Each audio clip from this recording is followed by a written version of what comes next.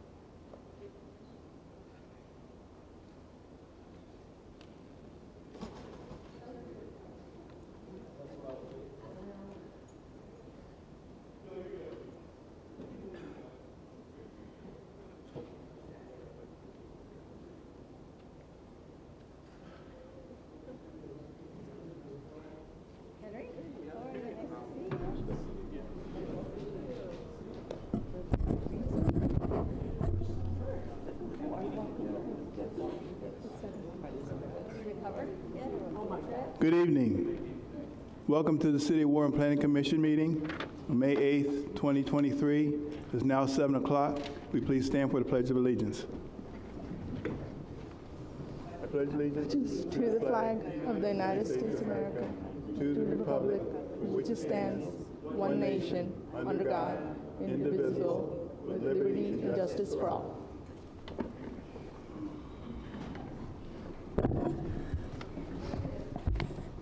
Roll call. Commissioner Chowdhury, Present. Commissioner Kubiak, Present. Commissioner Robinson, Present. Commissioner Tutt, Present. Commissioner Ansar, Present. Commissioner Mori is present, Commissioner Smith, Present. Commissioner Bonecki.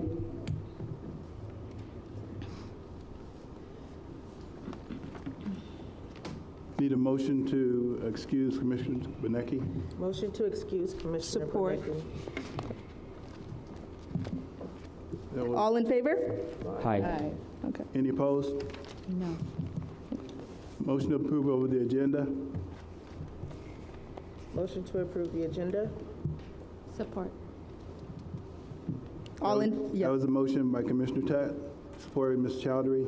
All in favor? Aye. Any opposed? Motion to approve of the minutes of April 24th, 2023. Motion to approve. Support. That was a motion by Commissioner Robinson, support by Commissioner Tat. All in favor? Aye. Aye. Any opposed? I'd like to recognize our ex-officios here tonight. I see Councilman Watts. I don't see Councilman Laverty. So, thank you, sir, for being here. Public hearing items, anyone that wants to come down, you can come down, and you're limited to speak for 3 minutes to give your name and address to the reporter, court reporter. So she has that information. We have a 9-member board, but we don't have a full board. So if your item once you want your item to be heard by a full board, it can be tabled to postponed to the next meeting. Other than that, any decisions we make this evening will be final. Item number 6A. Item number 6A, site plan for outdoor retail sales of gardening supplies located on the northeast corner of 8 Mile Road and LaFever Avenue, 4525 and 4547 8 Mile, Section 32, Vincent Bahri Robert Ihari, postponed from April 10, 2023. Is the petitioner here this evening? Good evening, sir. Good evening to the Planning Commission. My name is Robert Erie. I'm a legal counsel for Mr. Bowery. My address is 24055 Jefferson, St. Clair Shores 48080. It is my privilege to appear before you on behalf of Mr. Bowery. Mr. Bowery owns property at the address where he presently runs a company called Hydro Depot as a gardening supply company that provides materials to anybody who wants to do gardening. But it's no secret that he also supplies materials to those who may be involved in the cannabis industry as well, which of course is legal in the state of Michigan. I know that the Planning Commission has received the report and recommendation from the Planning Department, and I have had an opportunity to look at the recommendation. The plan that was submitted to the Planning Commission, according to the Planning Department, needs a small amount of attention. It has somewhere in the area of 20 or 25 recommendations. I should note that the Planning Department did recommend approval of this request should my client wish to meet the conditions that were set forth. Those conditions are detailed in the recommendation. I'm sure the Planning Commission has this. So once we received this recommendation of approval with these conditions, I met with my client and I met with the company, the engineering company that did the site plan.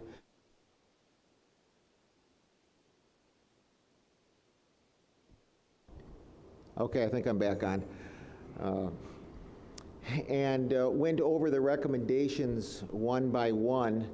And my client believes, as does the engineer, that we can meet 100% of the recommendations of the planning director, Mr. Worth, or the planning department. As this body is well aware, there has been some opposition to the development of Hydro Depot, primarily by one or more of the neighbors. I will just indicate that my client has done, I believe, the best that can be done, pretty much meeting the concerns of the neighbors 100%.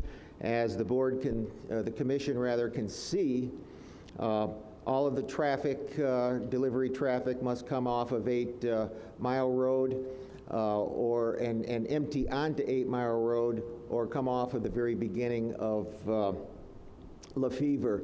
There will be no truck traffic or delivery traffic that will go down Cunningham. There will be none that will go down Lefevre. The Planning Commission made a number of recommendations with respect to foliage that would make the location look as good as it can possibly look. I might indicate that there was concern by one of the a homeowner that lives on the east side of Cunningham that the home that had been there and had been demolished, she was unhappy about that, but as can be seen, that property, if this is approved tonight, that property is going to have a beautiful berm with 4 or 5 juniper trees and with 8 or 10 bushes, so that rather than looking out on what might be something that would be not attractive, my client has agreed to place those bushes and those trees in there, so she will look out on attractive foliage. I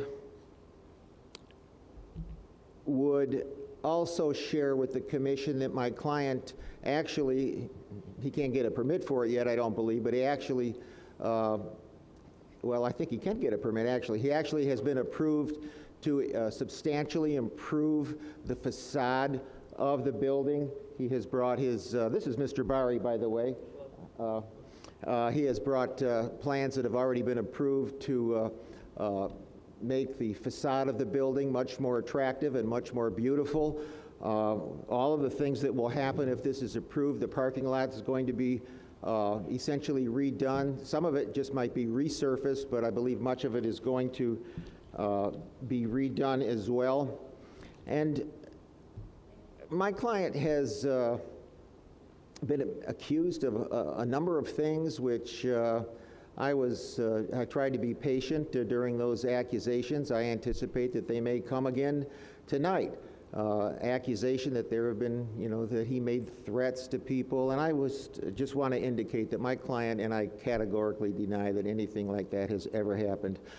Mr. Bari owns many, many businesses. Most of them are in the city of Warren. He owns a company called Detroit Natural Selections Enterprises, which is a retail facility. Detroit Natural Selections Property, which owns the property that company leases. Herbal Wellness Center, LLC, which is also a retailer. Zuzu Pros, Inc., which is also a retailer. 8 Mile Pros, Inc., which is Hydro Depot that we're here for tonight. He owns 4545 8 Mile, which owns the property and is the lessor of that property. IDP Holdings, which is a marijuana processor, which is also in the city of Warren. He owns Kenny Pros, LLC, which is a Class C grow facility, also in the city of Warren. He owns Stevenson Pros, LLC, also in the city of Warren. He owns Growspec Pros, Inc., which is also in the city of Warren, which is a Class C grow operation. He owns 22550 Nagel, LLC, also in the city of Warren, which is a property owner, is the lessor of one of his other properties. Hoover Pros, LLC, in the city of Warren. There was there were some concerns that he was a bad person because he had a business that, as I recall the last time I was here at least, that he owned a business that was called Big Dick's Pros LLC. But what wasn't said was that that business is on Dix Road, D-I-X, and was not anything that was profane or foul, but just a comment that was used to disparage my client. He owns 313 Ventures LLC, which is a retailer, Applied Retail Solutions LLC, which is also a retailer in Ypsilanti. He has businesses in Ypsilanti, Lansing, Warren. And I might indicate, if the Planning Commission has any concerns about my client as a businessman, all of the businesses and operations that require a state license are state licensed and had to be approved by the state of Michigan. And all of them that are operational had to be approved by the city of Warren as well, the ones that require approval. And they have all been approved if approval was required. My client is a law-abiding citizen. He has no drug charges. He's never had a DUI, no felonies on his record. And none of his businesses have, to the best of my knowledge, none of his businesses have ever been sued. So I would ask the commission to consider those facts in making a decision whether or not to approve this site plan tonight. As I indicated, he has done everything he can possibly do to make sure that the neighbors are not inconvenienced. Of course, this property is on 8 Mile Road. It is a C2 property for the most part. He is going to have to go to the ZBA, or BZA, I think Warren calls it BZA, for a couple of variances. One is a use variance for some parking property, and one is, I think he may need 6 parking spot waivers, and he is and will, of course, do that if this is approved tonight. And also, there is a recommendation with respect to a performance bond that is a little bit higher than what he thought it would be. But I've spoken with him, and he said he is fully agreeable to post the performance bond that was recommended by the planning department. So tonight we have a plan that was recommended for approval by the planning department. All of the recommendations that have been recommended by that department, my client 100% agrees to. He looks forward to rehabbing the property and making it look very, very nice on the outside, facing 8 Mile Road. And I think this will be an enhancement to 8 Mile Road. It will be hopefully a profitable business, and another business that Mr. Bari has chosen to invest in Warren among his other endeavors and enterprises. So that's pretty much all I have to say tonight. If the commission has any questions, I'm happy to answer them, and if I can't answer them, Mr. Bari can step to the microphone and answer them. Thank you, sir. Correspondence? Taxes is current. That's it. Thank you. Okay. Planning Director's report.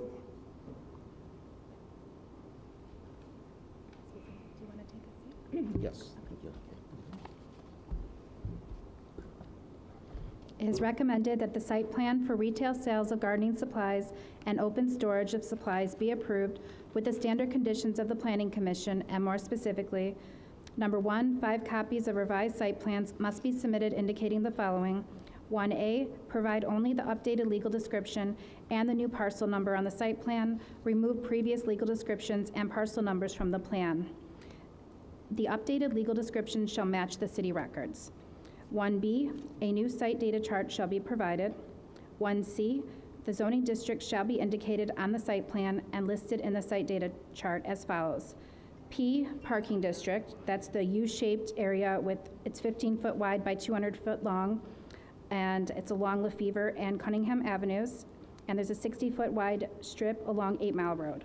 C1, local business district, and the P district wrapped around this area, it's 149 feet by 239.26 feet area, and the R1P, one family residential and parking district, the north 160 feet of the property. 1D, The items for sale by the Hydro Depot shall be in the site data chart. 1E, the dimensions of the building shall be provided on the plan. 1F, access doors and overhead service doors shall be indicated on the plan. 1G, dimensions shall be provided between the sales open storage area and the east property line, Cunningham Avenue, and between the building. 1H, the plan shall distinguish the storage areas from the outdoor sales areas. Indicate the truck delivery area on the plan. 1I, the following issues shall be addressed regarding the parking spaces. I-1, all parking spaces abutting the sidewalk along the south and west sides of the building shall be indicated and dimensioned 20 feet in length on the plan. 1-2, 1I-2, all parking spaces abutting the south property line, that's 8 Mile Road, shall be indicated and dimensioned 22 feet in length on the plan. 3, the east-west maneuvering lane between the parking spaces previously mentioned shall be dimensioned with a 22-foot width on the plan. 4, all existing parking spaces abutting the edge of the existing sidewalk, and that's Lefevre Avenue, shall be relocated east approximately 5 feet to the west property line of the site. The spaces shall be indicated and dimensioned 22 feet in length on the plan. Number 5, the north-south maneuvering lane between the parking spaces west of the building shall be dimensioned with a 25.5 feet width on the plan. Number 6, all parking spaces along 8 Mile Road and Lefevre Avenue shall be provided with concrete bumper curbs set back exactly 5 feet from the property lines. Now J, all delivery trucks shall only use 8 Mile Road or the Lefevre driveway for entering and exiting the site and noted on the site plan. K, indicate the existing accessible parking spaces located near the southeast corner of the building. L, indicate all existing and proposed utilities on the site plan. M, provide the width for the existing driveways measured at the property line. The minimum width for all is 26 feet. N, the greenbelt shall be extended along the north property line to within 25 feet of the west property line, and that's Lefevre Avenue. A note must be provided stating all landscaped areas shall be automatically irrigated. P, 8 sunburst crabapple trees measuring 2.5-inch caliper in size shall be planted between the sidewalk and the street curb along 8 Mile Road and be spaced 25 feet apart. Q, the proposed trash enclosure located in the north 20 feet setback and abutting the northwest area of the outdoor sales and storage area shall be relocated. The enclosure shall be located along the west side and at the northwest corner of the outdoor sales and storage area. The enclosure shall face south. R, a trash enclosure must be provided on the site with the following note stating a trash enclosure measuring a minimum 10 feet by 10 feet shall be constructed of 6-foot-high brick and boss poured concrete walls with 45-degree angle cap and have screen gates and be placed upon a minimum 10-foot by 18-foot concrete pad that provides an 8-foot wide apron. Masonry blocks shall not be used as a construction material. Number 2, the petitioner requests a second driveway to Lefevre Avenue. The planning staff does not approve the second driveway. The location to the driveway would be too close to the residential area.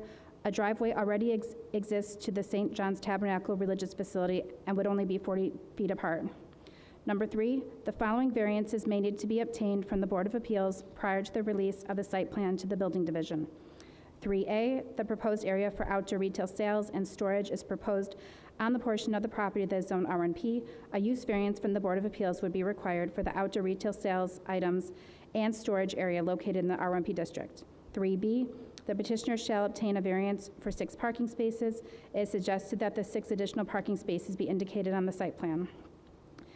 And number 4, a performance bond in the amount of $900 be posted according to the estimated cost of $30,000 by the petitioner. But we do have a note. The planning staff believes that the proposed bond amount is too low, given the fact that additional landscaping, fencing, new trash enclosure, and resetting in the parking space concrete curbs are part of the improvements. A new estimate shall be provided closer to $10,000, resulting in a cash bond in the amount of $3,000. And this ends the recommendation. Thank you, Michelle. This is a public hearing. Anyone that would like to come and speak on this item, you can come up and you're allowed 3 minutes to talk. Please try to keep your comments to 3 minutes and state your name and address for the record. And if you haven't reported to the court reporter, please do so. My name is Holly Fabian. I will do my best to keep this in 3 minutes. As far as the character of Mr. Bahri, I can honestly tell you I'm not concerned about how many other buildings he has, and he's never had anything. Could I please remind everybody, although I know this is an extreme, but we all know that John Wayne Gacy was voted the Jaycees Man of the Year, and actually has his picture taken with the First Lady, but he still murdered 33 kids. The point I'm making is, because he owns a bunch of buildings does not mean he's a good neighbor. I am right there, and I want to tell you, me and Miss Lori Harris decided on Saturday to try and get some extra neighbors to come in, and when we come out, Miss Lori got to experience firsthand what I get every day. She goes, I'd like to get a couple of pictures of the parking lot. And we started to walk over, and immediately, 4 of his employees were right at the back door. And what were they doing? Filming us. Not a joke. I started to laugh, and she stepped over, and she looks at me and goes, they're filming us. I said, yes. All we had to do was walk out of my driveway and in that direction.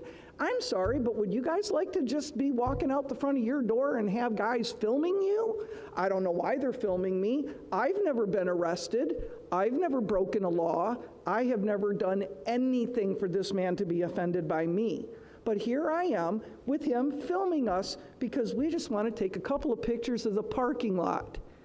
So, just so you know, where he's yelling he's done everything to make it good, since you guys saw us last, they now have come all the way to the fence on the Cunningham side, and the stuff is piled 2 feet at least higher than the 6-foot fence.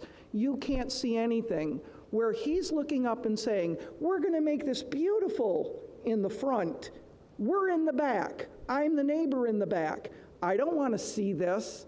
I don't want to have to look at this junk. And while we were there and taking the pictures, I pointed out that their dumpster was once again wide open. When I left to come here, it was wide open. They just leave it open, so if the wind blows, I get all their junk in my yard, Ella gets it in their yard, and I'm going to venture the distance from here to that peak and there to there is probably about 10 feet. So if they're going to come within 20 feet of the fence, You have about 30 and they're going to seconds. claim they're going to put stuff, I'm going to tell you right now, they're not going to be mowing the lawn in there, and they're not going to clean it. It's going to become a bigger junk pile, as well as the fact of you've got people that are speeding up and down the street that work there.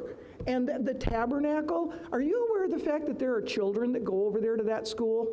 And you now want to move that parking lot and butt it right up next to those kids? That's a wonderful thing for the kids to be around. Semi-trucks, people bringing this in, all they're going to do is pile more crap.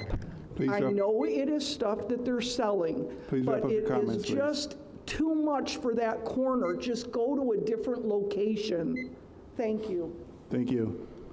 Is there anyone else who'd like to speak on this item?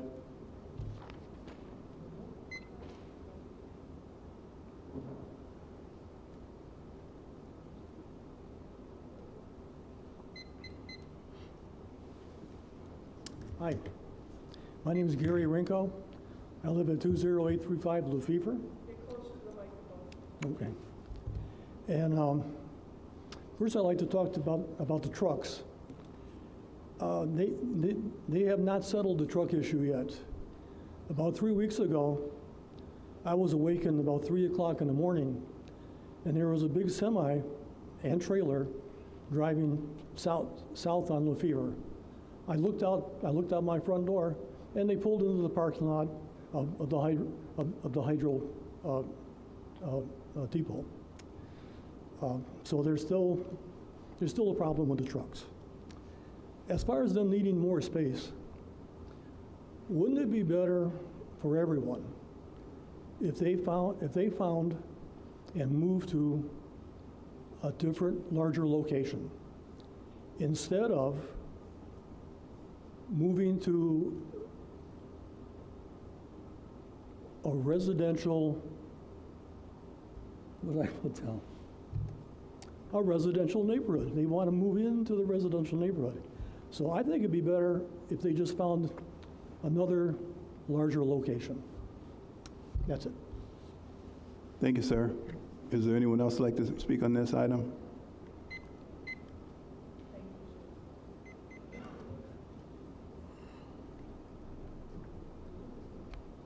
Lori Harris. I went and looked at the plans at the Planning Commission, or at the Planning Office, and I don't know about you, but semi-trucks are big. I'm not sure how they're going to turn around in the parking lot on the west side of their building. And that was the one thing that distressed me immediately, that is not practical. I looked at the, like Holly said, we were there and looked at, and the last time that I was there wasn't as much outdoor stuff. And I'm not sure they even have permission by ordinance to store any of that stuff outside. But the entire area behind their store, above the fence, 2 to 3 feet, is supplies. And if they're going to move it back into the neighborhood and then pavement, pour concrete into the next part of the neighborhood next to a home, that'll never get reversed. These conditions that were read, what I want to remind you is you are not a rubber stamp for any recommendations that the Planning Commission makes, because the Planning Commission only has to tell them where to have curbs, how to have the parking places, how to have drainage. They can make the recommendations. You don't have to approve it. And you've heard from the neighbors long enough and several times, this is a bad neighbor. It doesn't matter how many companies he has. If I had more time, I could have done a deeper dive into what's really going on with all of these companies. I think if someone owns 17 companies or has 17 LLCs in his name, he probably has the resources to move his business someplace larger and more practical than in the neighborhood where semi-trucks, I don't know how you notify all the semi-truck drivers, just don't go down those streets. You probably don't. I mean, they're going to turn where they want to turn, right? I mean, how do you let all the drivers know? Don't come down those streets, only come on 8 Mile. I think that's impractical, and I implore you, if you haven't been there, shame on you. I know. If you haven't been there, shame on you. If you've been there, you should be appalled at what's happening in that neighborhood. Thank you. Thank you. Is there anyone else like to speak on this item?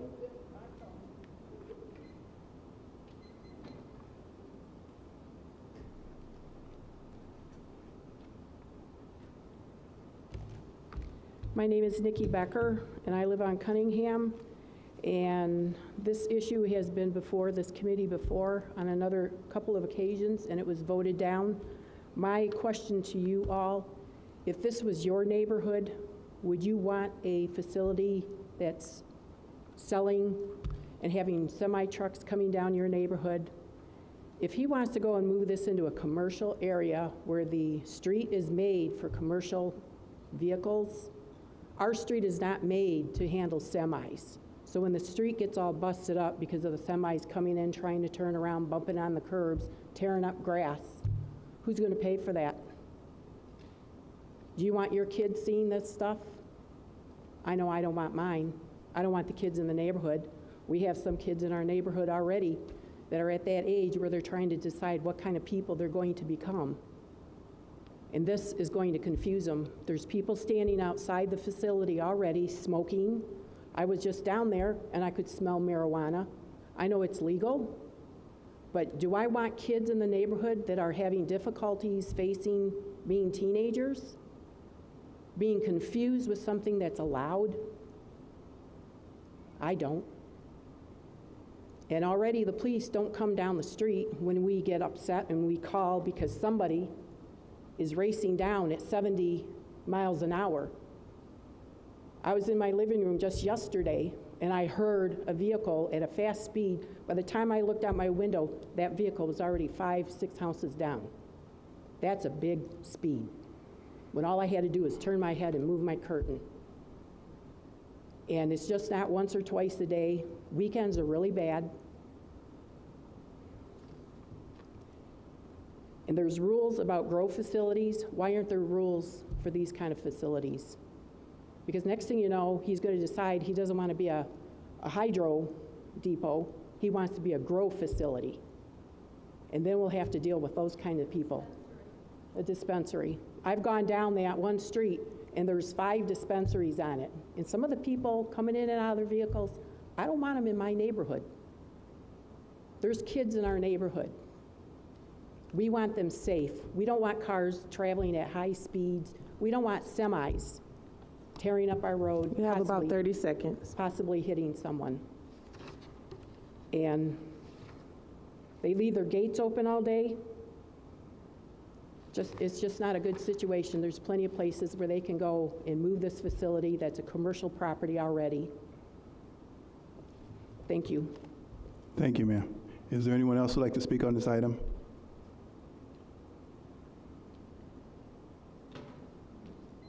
Seeing none, we'll turn it over to the commission.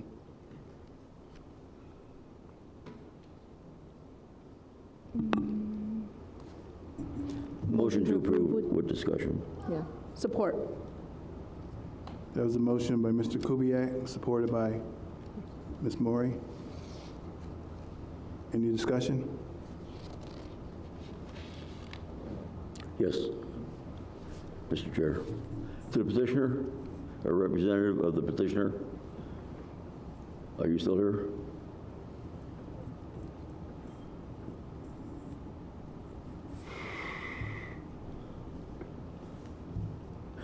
Thanks for coming up again.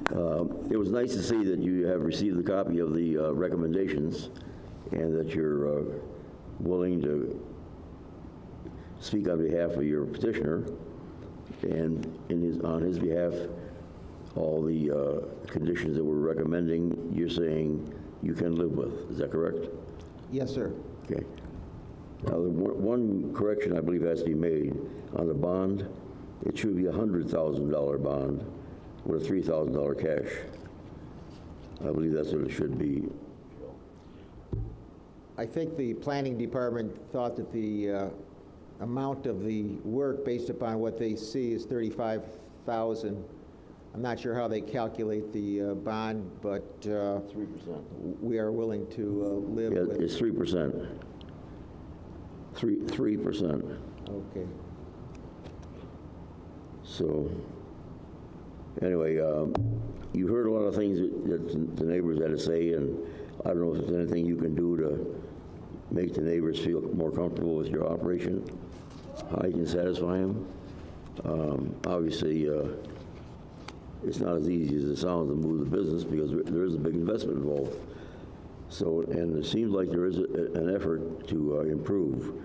On behalf of the neighbors, is there anything on the backside of the business that you could do to make it look a little more pleasurable and a little less of an eyesore? You might want to consider that.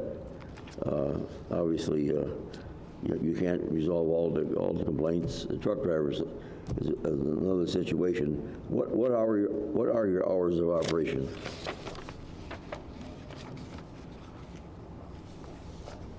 The hours of operation are 9 a.m. to 7 p.m. And how many days a week? That's 5 days a week. On Saturday, it's 10 to 7, and on Sunday, it's 11 to 5. Now, do you accept deliveries from the big trucks, semis, after 5 o'clock? Not really. Usually, they're all before 5. So is there any reason for the trucks to be coming here and driving around your building, or is it? No. But yet the neighbors claim that they do, so that's something you can't control. I mean, they could be a truck driver from out of town that's trying to find your locations for the morning and make a delivery, and he just wants to make sure he knows where it's at. It's hard to tell. But anyway, I would suggest. Can the people in the audience please hold your comments? You had your chance to speak. Let us do our job. Thank you. I would like to suggest that you do everything you can to try to satisfy the requirements of the neighbors, make it a pleasurable operation if you can, and keep it clean, keep it within our specifications, our recommendation to the city, because we will be watching you. And I would like to also support the $3,000 cash bond. So with that, again, I go right back to the neighbors. I can feel what they're saying. I've been there, I've seen some of it, but it just, some of it we can control and some we can't. All you can ask for is do the best you can. Thank you. Thank you. Any other discussion?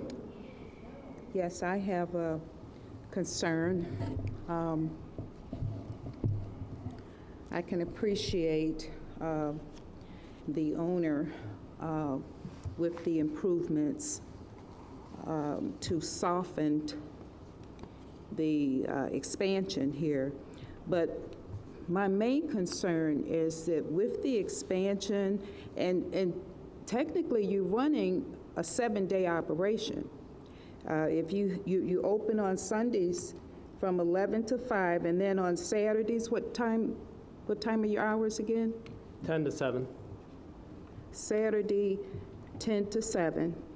So you're running a 7-day operation, really. There's no deliveries on the weekends. Pardon? There's no deliveries on the weekends. No deliveries on the weekend. Okay. But my main concern is that with the outdoor retail sales, it's going to create more traffic. And along with more traffic comes to be more vehicles, more people, and I kind of feel that it's going to be quite create more of an encroachment into the residential areas with the outdoor sales and your expansion. I think it's beautiful the way that you have improved the area, but I think this is going to create more of a problem for the residents who are neighboring this business.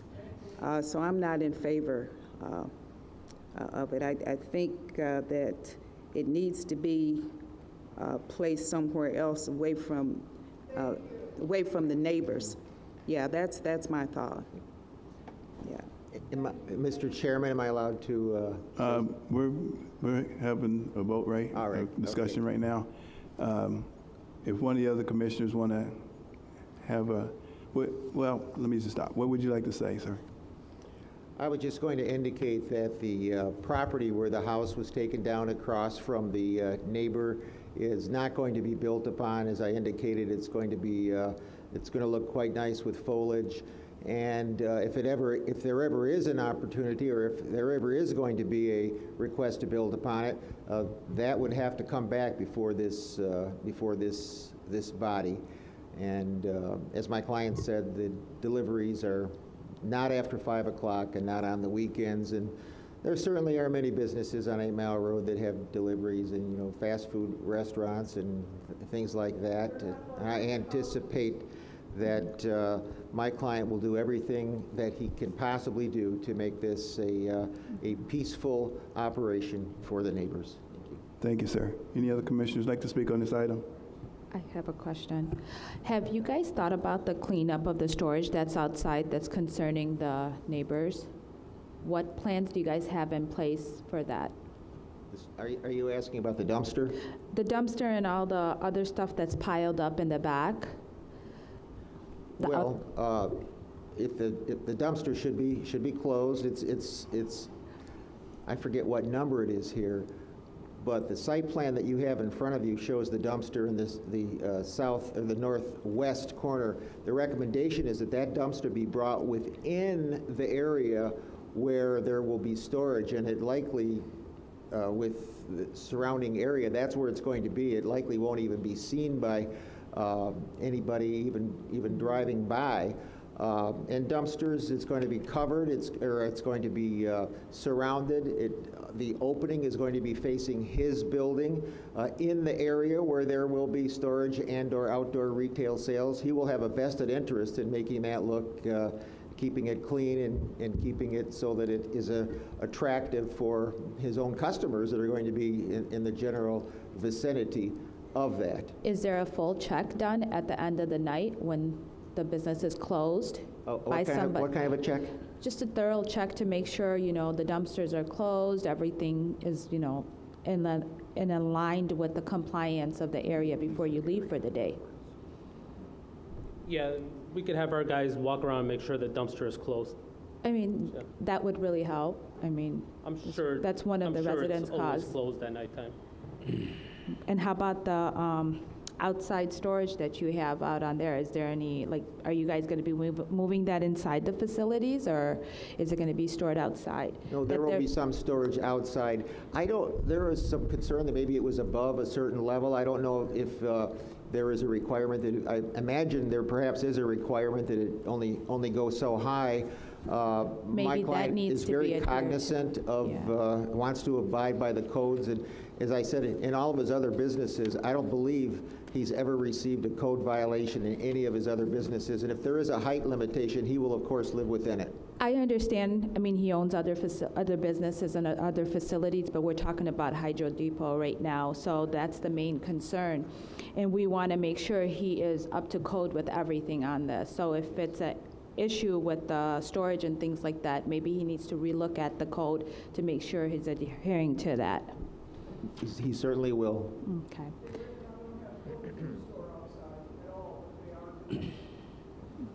Ma'am, I stated before, could you keep your comments?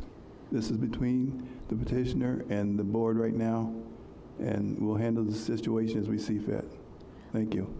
And then I have one more question. I'm not sure how this works with the city. I know they keep saying that trucks are going down the streets and things like that. Is there a truck sign that we can look into putting, like, you know, to a certain stop that no trucks are allowed on that area of the road? I wasn't sure. That was just one thought to help the traffic. Mr. Ansar. I have a question. Our commissioner asked you that do you deliver Saturday and Sunday, and you said no, right? No delivery on Saturday and Sunday. Yeah, we don't get delivery. So are you committed with that Saturday and Sunday is not going to be any delivery? He says, is there no delivery on Saturday or Sunday? That's what he said. Committed? Yeah, there's, So you committed that Saturday and Sunday there will be no delivery. yeah, it's very rare we ever get a So truck. I'm asking you a specific question, that are you committed that there will be no delivery on Saturday and Sunday? Correct. You are committed. Am I commenting? Are you committed that there will be no delivery on Saturday and Sunday? As neighbor complained, Yeah, you are committed. Okay. I have another question. So neighbor complained that at 3 a.m. your truck is getting inside. So you said no for 10 to 5. So are you committed also that 10 to 5 will be your truck will be working in this zone? No, not before 10 o'clock or 5 o'clock? not before 10 a.m.? No, it's 9 a.m. We open at Okay, 9 a.m. Yeah. So before 9 a.m. No. there will be no truck or delivery going any kind of. Yeah, the store doesn't open till 9 a.m. Okay. So that's what my question, that you are committed that Saturday and Sunday there will be no delivery. No, we don't have any forklift guys on Saturday and Sunday. Okay, thank you. I have one question. Like what he was saying, you're saying that it's very rare. What do you mean very rare? Like on Saturdays, Sundays? Sometimes, have you had that in the past? Maybe 1 out of 30, 40 would be very rare. Okay. What he indicated is that deliveries, when they come with a big truck, they require a high-low to lift them off, and they don't have high-low drivers working on Saturdays or Sundays. We're not really staffed to unload. Well, then you shouldn't have deliveries on Saturdays and Sundays, even on a rare occasion, basically, if you're not staffed. Open on Saturday or Sunday, but in a rare occasion, a truck shows up on Saturday. Then it should be denied if they even come on a Saturday and Sunday. We can do Just that. yeah, I think that should be done. We can do that. Okay. Thank you. Any other commissioners? There's one thing, ma'am, please, thank you. Ma'am, please. I've been watching the property for quite a while, and I know the concerns of the neighbors have been going on for quite a while, and this whole project has been going on for quite a while. And I've driven by there quite a few times, and one thing that startled me in the last few times I've been through there, you got a semi-trailer truck in the parking lot over there. It's a big truck. It doesn't have a trailer on it, but it's the cab, the tractor. That shouldn't be in there. The other problem I have with the new plan is you're taking and you're unloading and loading along Lefevre, and you move the dumpster in the northwest corner, right by the Tabernacle, and you want to cut a whole cutout in the driveway next to their driveway that you could have entrances coming in for that dumpster. I don't like the plan. It seems like you're pushing more back into the neighborhood, and it's been in the past where he hasn't been working with the neighborhoods, with the neighbors. And like I say, it just seems like he's pushing more, inching into the neighborhood more and more and more. So I've got a problem with it. I really do. But those concerns have been rectified by the recommendation, and that dumpster is going to be moved, and there will be no curb cut close to the north on the Lefevre. That's recommended against, and we agree with that. And we also agree with the moving of the dumpster into his area as opposed to in the northwest. So both of those concerns were concerns also of the planning department, and they have been changed. All right, sir, thank you. Does anyone else have anything to say? Yes, Mr. Chair. I'd like to make a recommendation to the committee that we put a time limit on deliveries, that no deliveries shall be made before the opening time in the morning or after the closing time at night. It's only during business hours, and make that part of the recommendation. Also weekend, Saturday and Sunday, no delivery. Because that was a motion by Mr. Kubiak. Mrs. Murray, do you support that? I do, and I want to make sure we include the $3,000 cash bond. I know that was not mentioned in the motion, so updating the motion with that. Is there anything else? Roll call. Commissioner Chowdhury. I would go no. Commissioner Kubiak. I'm going to vote yes, with the understanding that there's a good understanding of the recommendations from the planning department that was recommended by the representative, and also the changes that were made, the bond change up to a cash bond of $3,000, and the hours of operation, no delivery before hours of operation, and no deliveries after hours of operation. And I'm going to vote yes. Commissioner Robinson. I'm going to vote no because the neighbors have been dealing with truck traffic coming up and down their street for years, and I think that we have to put ourselves into their position. I mean, and apparently you can't control what the truckers do, and they're up and down and up and down. That is really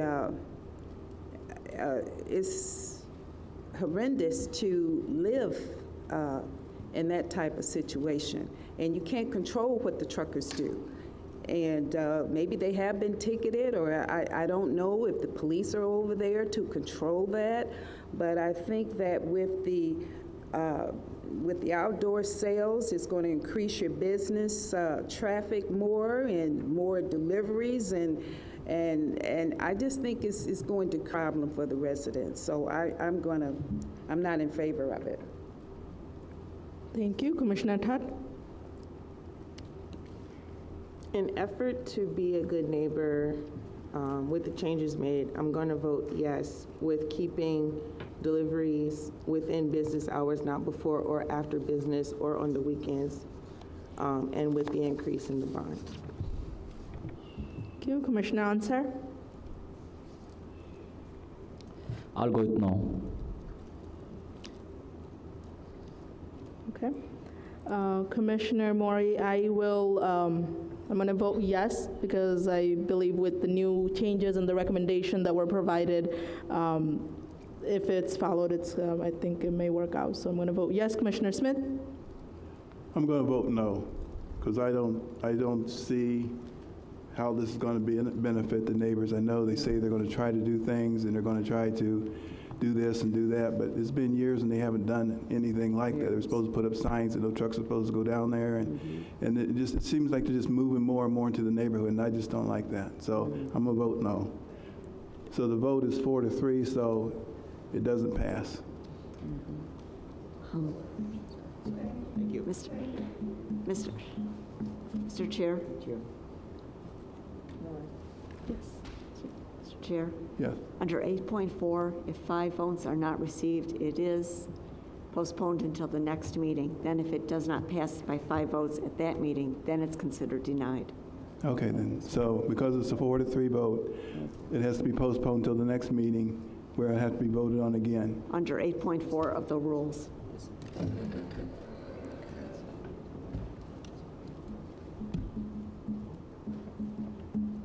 Mr. Chair? Yes. Additionally, for anyone that said no, there should have been a reason given. I just wanted to also point that out. Well, Well, I gave my Right. reason. yeah, we said what the reason we did Okay. that. Yeah. But it gets postponed anyway. It gets postponed to the next meeting because we didn't have a 5-member vote, either yes or no. But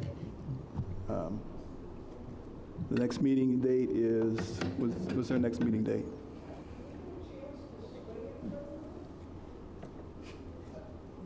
What's our next meeting date? Next meeting is, I don't know. Give me 1 second. No, I think It is 22nd, May 22nd, planning meeting. it's May 22nd? Okay, so it's postponed to May 22nd. Thank you. Yes, 5/22, thank you. Item number 6B. Item number 6B, site plan for new 37 Mr. Chair, district. can we hold on for a minute? Yeah. With the crowd. Thank you.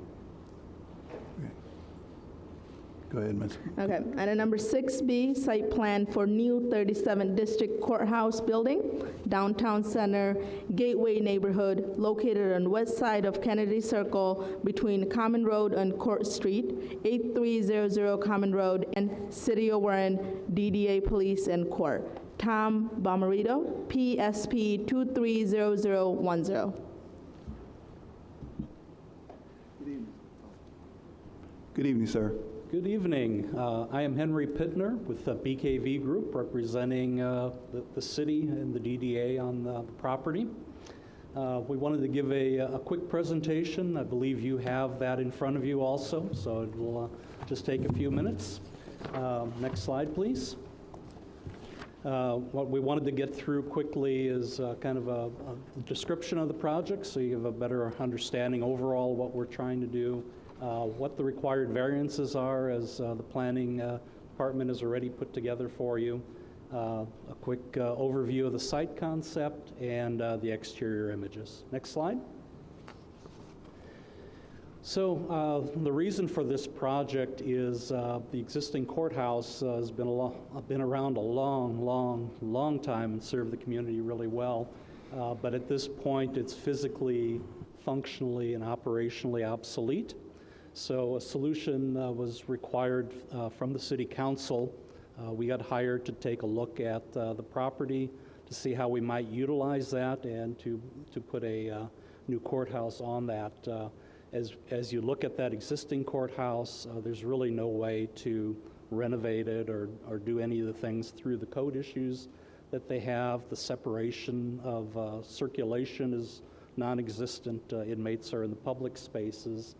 And the court, as it stands, does not meet the current requirements of the state of Michigan on the court standards. Next slide.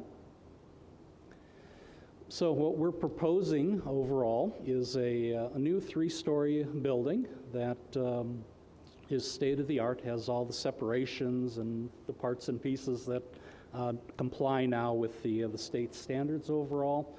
We're looking at having a similar entry from the parking structure that kind of goes up between the courthouse and the existing police station at this point, so wayfinding will continue to be the same as it's been. We're looking at a kind of a timeless, durable type of building exterior image to it, so it has the feeling that it's a judicial facility, but in a modern, timeless way as we come through that. This thing's going to feature a lot of daylight for the public, so that there's transparency to the courtrooms through the corridors. And we'll also have daylight into key spaces like the courtrooms, things like that, so that the staff will, right now, a lot of them are in a lower level that get no daylight at all. So that's kind of the key features of what we're looking at. Next slide, please. So there's a whole list of pieces in the recommendation for the variances. The thing to know is that this parcel of property has never really been zoned for anything but the police and the courts, although your zoning ordinance doesn't reflect that. It kind of reflects a housing and component to that, so we can't comply with virtually anything on that. So that's the reason we're in front of you today to kind of go through that. So all these points kind of reflect some of that as we go through. Next slide, please. So the site plan itself, there was a question from the planning department about Court Street and the connection coming through the parking structure area. We are intending to take that portion of the street so that people can continue, make the loop as it is, but and kind of separate that from the entry point on the northwest corner of the parking structure. So access to that will be, the parking structure will remain as it is, both of the corners, but we'll take that area, and that really addresses safety and security of the campus, of the police station, no vehicles, coming through that area. And then it's easy to get from the parking structure right up to the courthouse. And it also happens to be the same route that takes you to the police station. So the public will be well served through what we're doing. The small picture that's on the right of the diagram there kind of shows that throughway and where that connection is. So that's kind of an addition to what the question was previously. So next slide, please. The exterior imagery is really about durability, a lot of stone, a lot of glass all the way around it. Areas that we don't have stone or glass are aluminum in a dark color. That would include any mechanicals, so there are a lot of mechanicals in the lower level that need air to get in and out. So it has a consistency to it and should look really nice as you come through there. You can see all the materials that are on the right, so it'll be a substantial building that should be looking good. Next slide, please. And then we thought we'd show you some 3D imagery just to get an idea. So these are organized from top to bottom as you're looking from left to right. So the upper left side, for example, that's pretend you're standing on the top deck of the parking structure looking towards the entry. So you'll see the sidewalk that comes through. It'll be flat. It won't have that huge hill that's there now. And we'll make that up with a ramp at the end for accessibility purposes. And there is a nice crossover that gets everybody to the police station appropriately. So that'll maintain the way that is. When you look at the picture right below that, that's kind of the entryway. So it has, it has what you'd expect in a courthouse, stairs coming up, some columns, solid as you look through that. The upper right is, we're going to go counterclockwise around the building as you go. So the upper right is that aerial view of that. That is, the courts are kind of organized on the north, 2 on the north, 2 on the east, kind of looking into the middle. So that's the view you're going to see from that area. Next slide, please. Then continuing around the back to where the staff parking is on the upper left photograph there. It's the exact location where the staff parking is now, but we've taken some of the area where the police parking is on the north. But on this side, it's a 3-story volume, where on the public side, it's a 2-story volume because of the grades going up and all of that. So we're maintaining that. Then the last view on the right is kind of on the north west corner, kind of looking from the police station over to the courthouse, so you can kind of see the relationship and the view of how that happens. So that's kind of a quick overview of what we have for you today. Next slide, I think, is open for questions. Thank you. Correspondence? Taxes current engineering preliminary review of this site indicates that Planning Commission approval should be contingent upon the petitioner's compliance with the following condition. 1, site plan shall show and identify the location of all existing and proposed underground utilities, including size, connection, and discharge point in the vicinity of the project. Fire approves. Comcast. It appears Comcast has facilities that may be affected by the construction of the courthouse building. We're including them on this reply to alert them to a potential need to move or rack out their cables and equipment, or otherwise protect them from damage during construction. The Comcast construction coordinator to which this will be assigned will work out those details with the contractor that is building the courthouse. MCDR, no objections. MCPW, please be advised that this letter is for comment on right-of-way and drain easements only. It appears there will be no work within a county drain easement, therefore this office would have no objection to the proposed building. However, prior to the site plan approval, any project that impacts a county drain shall apply the Macomb County Public Works Office design standards. Please note that a formal plan review and approval by the engineering and soil erosion departments from this office will be required prior to construction. Thank you. Thank you, Madam Secretary. Planning Director's report.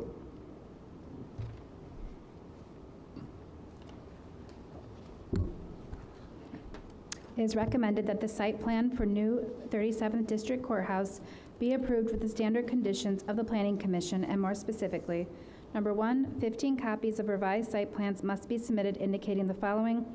1A, remove the label HC or handicap parking references from all plans and change this to accessible parking spaces. 1B, update the site data chart to also include the number of parking spaces for each proposed parking lot on the site.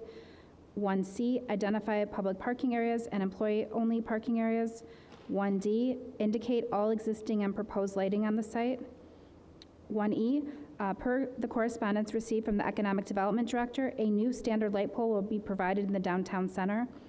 The Cooper Luxscape LED light pole will replace the existing luminaire light poles. The color of the pole and fixture are still being determined, but once the final specs are determined, these will be the type of light poles required for this site and also within this area. 1F, provide the setback dimensions from the decorative fencing to the property lines. 1G, provide a detail for the decorative fence proposed on the site. Number 2, the plan indicates a small portion of Court Street to be vacated, approximately 35 feet in width. The planning staff believes that the area of Court Street between the parking structure's west entrance and exit and the new pedestrianized area of Court Street at the northeast corner of the parking structure should also be vacated to vehicular traffic and transformed into a larger plaza. Revise the site plan and landscape plan to include these changes. An application shall be submitted to the Planning Department requesting the vacation. Number 3, the following variances are recommended by the planning staff and may need to be obtained from the Board of Appeals prior to the release of the site plan to the Building Division. And A, to allow government offices as a permitted use in the GN Gateway Neighborhood District, and that's a use variance. B, to waive active ground floor area, that's also a use variance. To waive a residential component, that's a use variance as well. D, to allow non-residential components exceeding 2,500 square feet floor plate, that's a use variance. E, to locate on a public entrance off Court Street as opposed to a primary street. F, a variance to locate driveways on Common Road to provide the Sallyport sequencing and loading and unloading access. G, to place the building outside of the build-to zone area due to the construction restraints of the existing site and the National Center for State Courthouse guidelines. H, to waive foundation plantings due to National Center for State Courthouse guidelines. I, to allow trees and the existing berm in lieu of a 3-foot high opaque screen and shrub planting requirement. J, to allow fencing in the front yard due to National Center for State Courthouse guidelines. And K, to allow a trash enclosure in the front yard of Common Road due to multiple road frontages on the site. 4, this project is subject to any DDA, downtown district procedures, as may be applicable to this land. And 5, approval of City Council shall be obtained. City Council approval shall become effective upon compliance with all conditions listed. And 6, no performance bond is required because this is a city project. And this ends the recommendation. Thank you, Madam Director. This is a public hearing. Does anyone like to speak on this item? Please come forth, state your name and address, and then limit your comments to 3 minutes.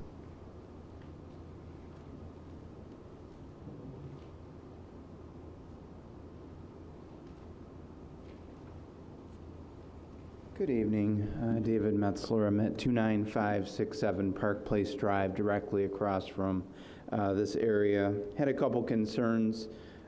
We've had issues in the area directly south of there is typically used as a staging area. And we want assurances that regarding this, that there won't be a lot of noise in that area. I should also state I'm also the Vice President of City Center Square number 6 Condo Association, which is directly east of the property. But the area directly, the parking lot directly south of the courthouse is in a position where it reverberates back towards us as far as noise. And we've had several different projects go on there with a lot of noise, so we would want assurances that it would not be conducted during the off hours. Also with this, as I understand it, that towards the right there, that picture is Kennedy Circle, so this would not have an entrance near Kennedy Circle is what I'm understanding.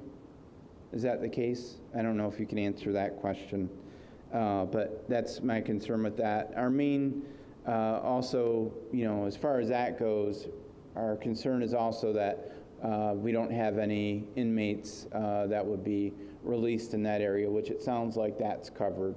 But I just have that concern as far as the noise level because, like I said, we've had multiple projects where there's noise at 4, 5, 3 in the morning sometimes even, and we don't want to have that noise level in this facility. Obviously, everybody that's been in the city knows that the court needs to be replaced, but it is also a situation where we have to have our livability as residents in the area. So we just want to make sure that the project is conducive to that. That's really the main concern. So there's other neighbors here to speak, but I just want to give my 2 cents. Thank you. Thank you, sir.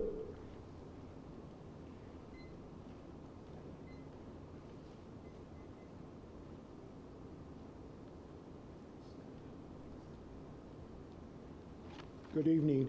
My name is Richard Marecki. I live at 29711 Park Place Drive. My concern is parking. Will they be parking on Kennedy Circle on the side of the building?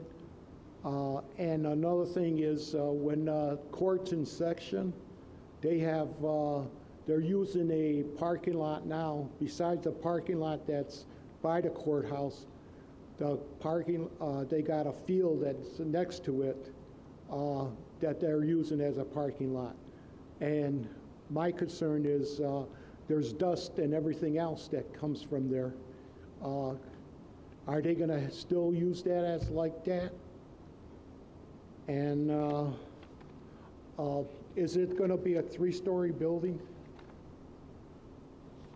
I believe, and that. Well, that's all I got to say. Thank you. Thank you, sir.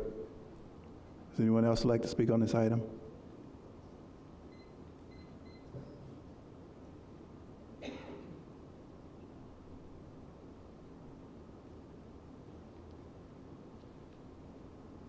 Hi, Susan Reynolds. I live at 29887 Kennedy Circle and Park Place Drive, so we have that right across the street from my front door.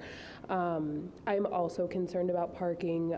As Richard said, we already have overflow parking across the street and sometimes on our road, and it looks like a lot of parking will be taken away from this. It's right now 4 lanes of parking, and it looks like it's going to be 2 lanes of parking in the picture that's on the screen.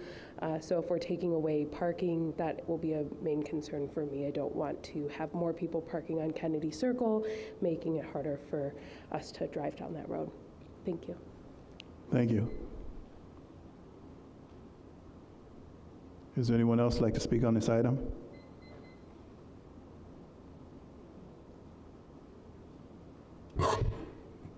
I want to say I think that it's lovely. It's really impressive, and I think it's a great. We need a new courthouse, but I think it looks lovely. It looks regal. Thanks.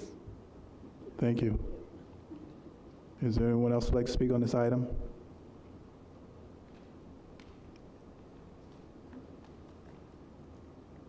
Seeing none, we'll turn it over to the commission. Motion to approve.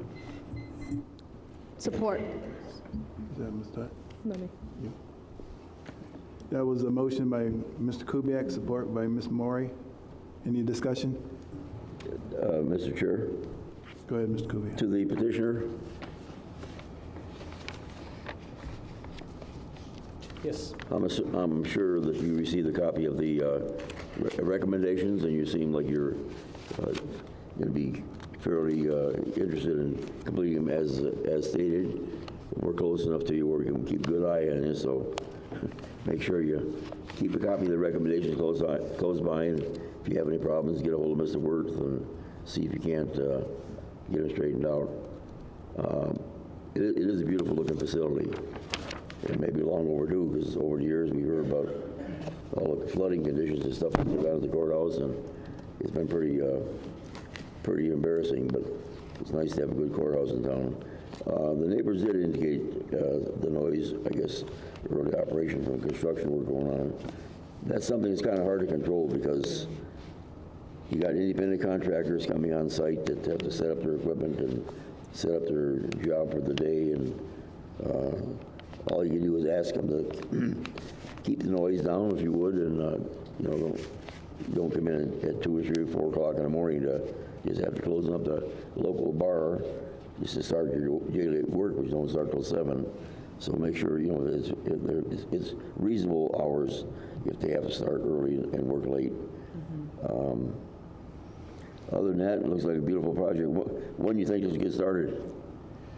Well, we have the Zoning Board of Appeals to go through, and then City Hall, and then we'll begin schematic design of the project with the team. How long do you think this will take?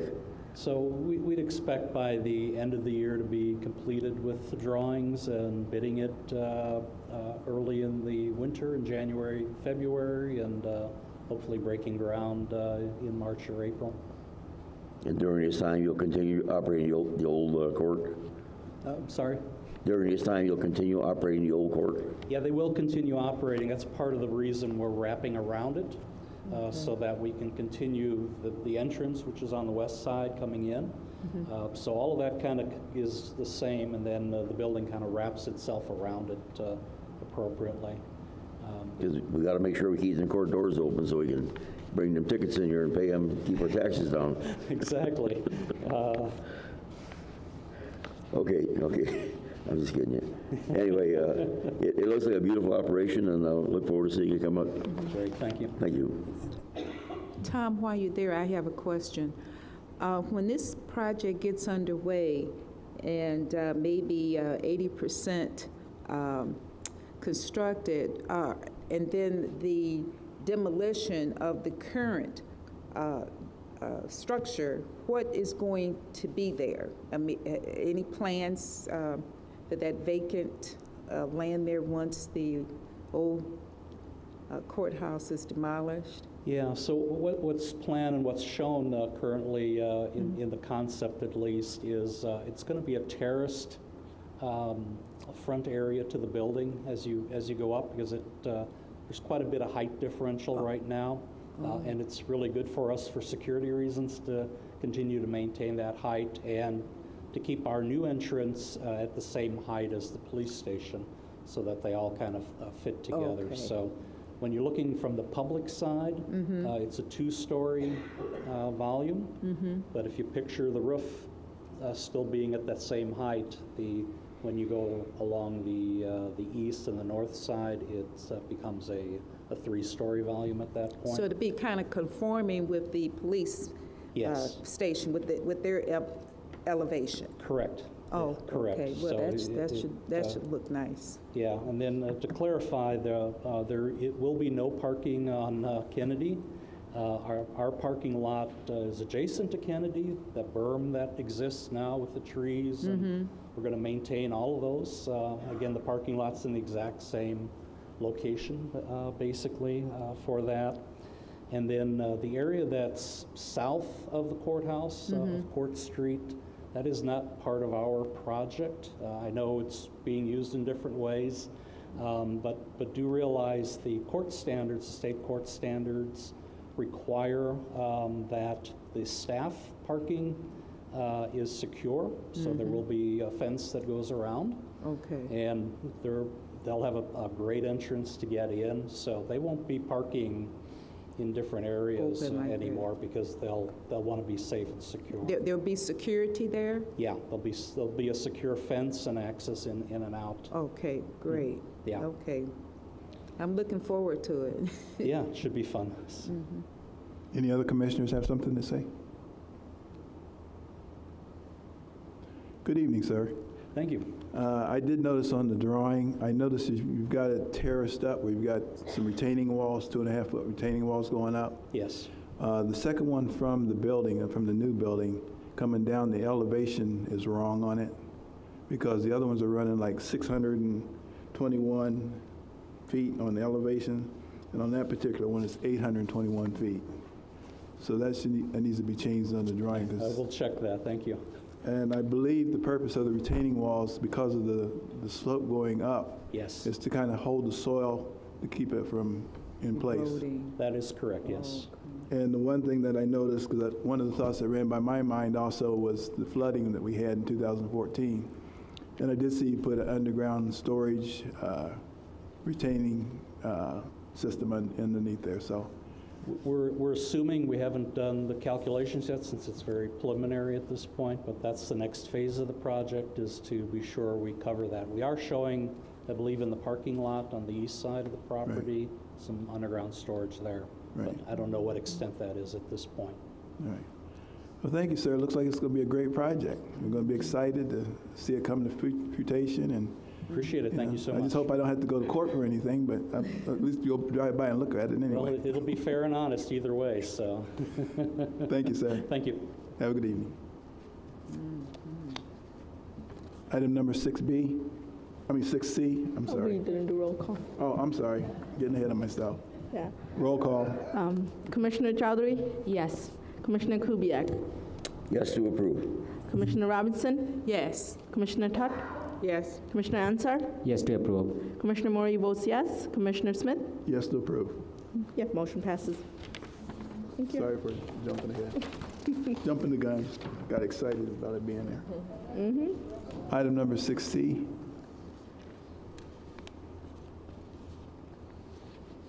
Okay, item number 6C, site plan for building addition for mixed-use redevelopment, downtown center, urban neighborhood located on the east side of Van Dyke Avenue, approximately 160 feet south of Civic Center Drive, Drives 30130 Van Dyke Avenue, Section 10, Warrant 12, Prop 3 LLC, Nicholas Lavdas, Ivanek Construction LLC, and Dan Ivanek, PSP 230012. Good evening, sir. Good evening. My name is Dan Ivanovic. I'm a general contractor and an architectural designer working with Mr. Nick Lavdas, who many of you may know, owns many properties and businesses here in Warren, maintains them in an impeccable condition along with his reputation.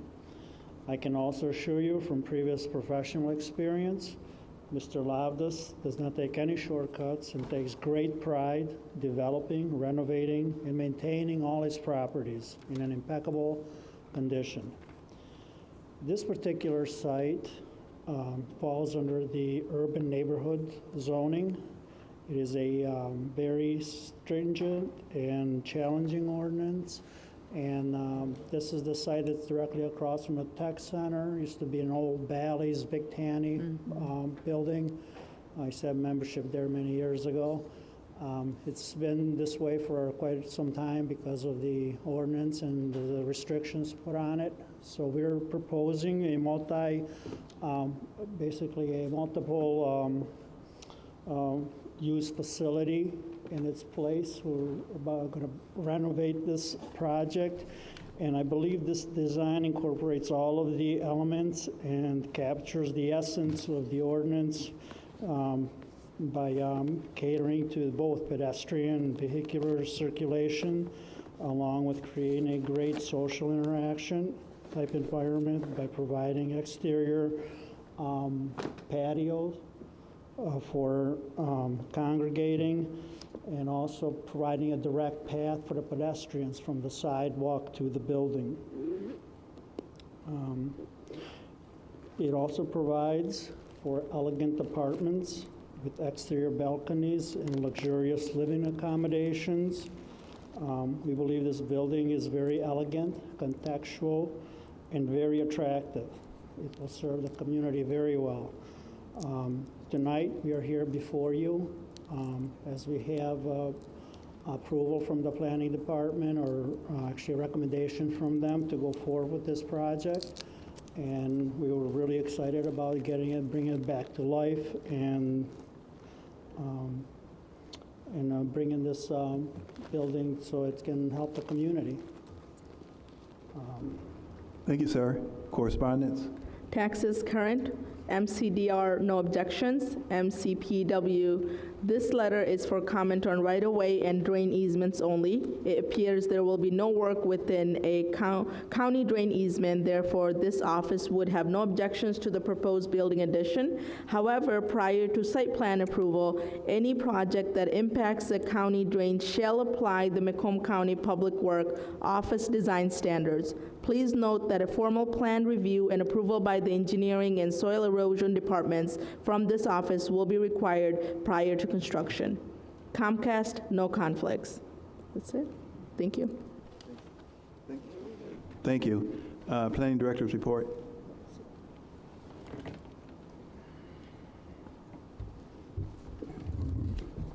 It is recommended that the site plan for a building addition for mixed-use redevelopment in the downtown center be approved with the standard conditions of the Planning Commission, and more specifically. Well, number 1, 15 copies of revised site plans must be submitted indicating the following. 1A, all the dimensions and notes on the plan shall be enlarged. 1B, if the drive-through is approved, the maneuvering lane shall be reduced to 17 feet in width at the end of the drive-through. 1C, the building's main public entrance is located on the front Van Dyke Avenue side of the building. There's another access to the building on the north side that is intended primarily for the access for the residences of the apartments. The north driveway to the site is located closer than 120 feet to the driveway to the property to the north. All the curb cuts to Van Dyke Avenue are existing and no changes are proposed for access. Section 21B.327 allows the Planning Commission to approve a shorter distance between driveways Otherwise, a variance from the Board of Appeals will be required to retain the existing driveway. 1, that should be D. The site plan shall indicate the percentage of transparent building facade on the ground level and the level of transparency for the windows proposed on the ground floor. No blank wall shall be in excess of 16 linear feet. The building shall meet the requirements of Section 21B.31 of the zoning ordinance, or a variance from the Board of Appeals will be required. Then E, a note must be provided stating open storage of materials shall not be permitted on the site.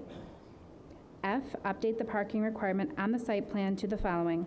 Parking shall be provided at a minimum 3 spaces per 1,000 square feet of gross building square feet.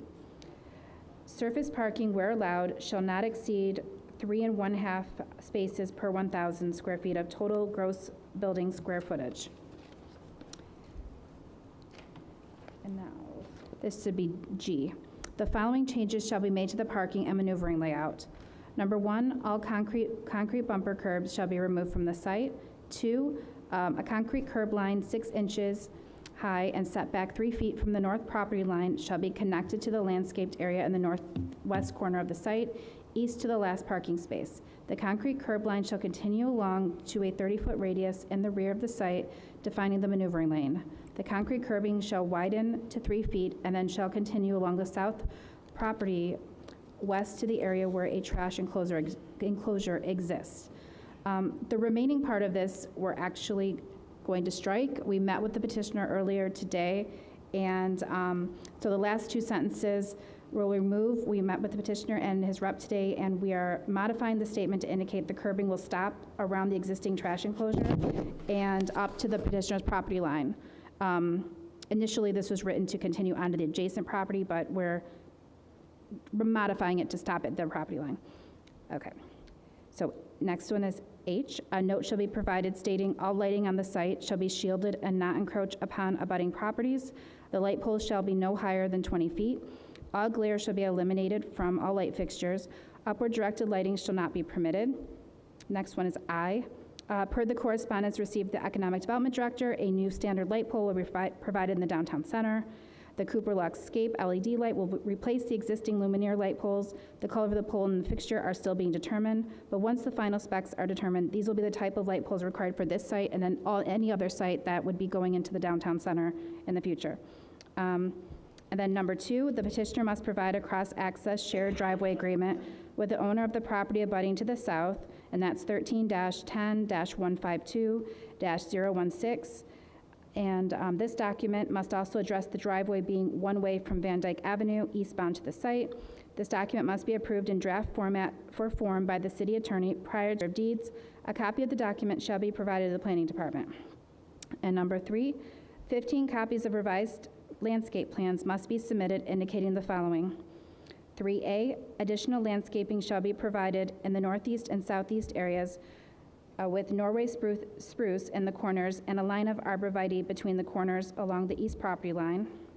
3B, landscaping in the form of shrubs 4 feet to 5 feet tall planted in the areas north and south of the existing trash enclosure along the west side of the enclosure shall be provided.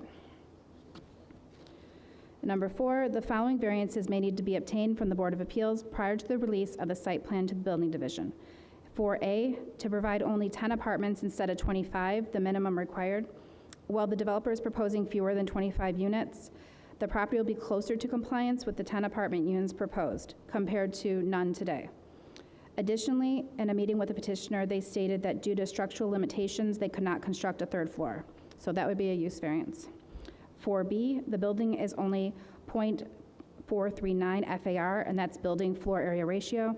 The minimum required is 1 FAR. 4C, per section 21B.17, prohibited uses, a drive-in restaurant would not be allowed in the downtown center. A variance from the Board of Appeals would be required to allow a drive-through restaurant. And that's a use variance too. 4D, to retain the existing north driveway to the site located closer than 120 feet to the driveway to the property to the north.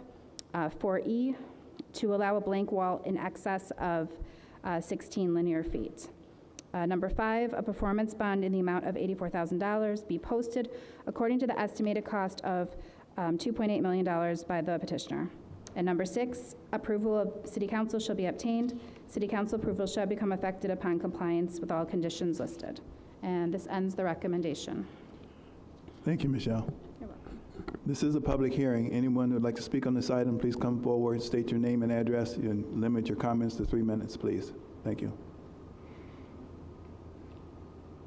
Good evening again. David Metzler, 29567 Park Place Drive. I really appreciate that there's a lot of parking here with this area.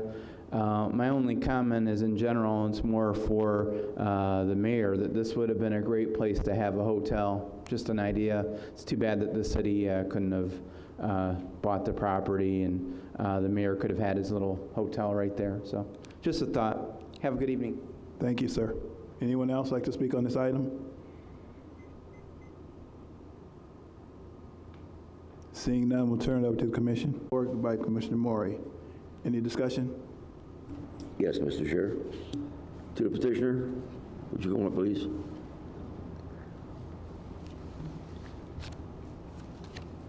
I take it you have received a copy of the findings, recommendations? Yes. Yeah, and you agree with all of them? Yes. Okay. Is there any problems at all that you can see? No, there's some notes that need to be added on there and some additions that we discussed with the planning department. And my client and I are willing to do whatever it takes to bring this building to life. Because historically, Mr. Levis has been known to do a class act and whatever he does, so Yes. let's hope you follow on this one. Thank you. When do you think it might get started?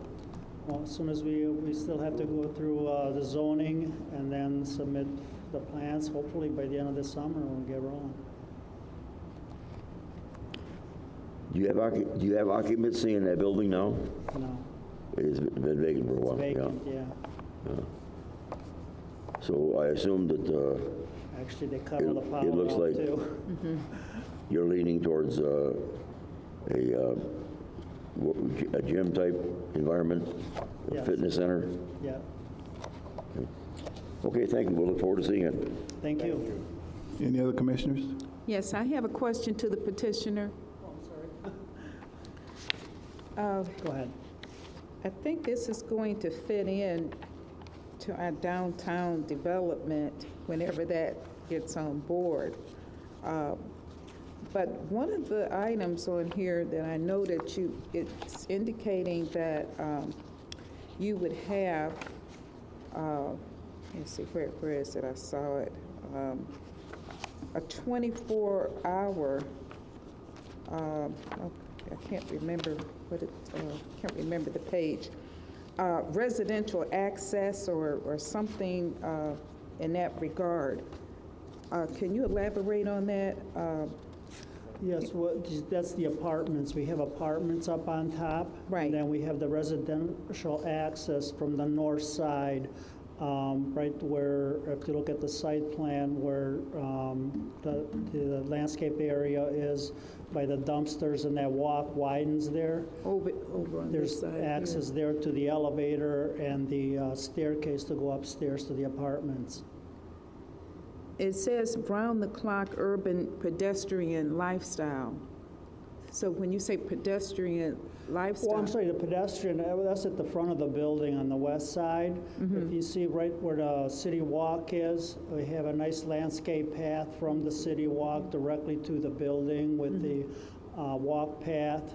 And that would kind of tie it into with the 7-foot front walk with the landscaping and the outdoor seating areas.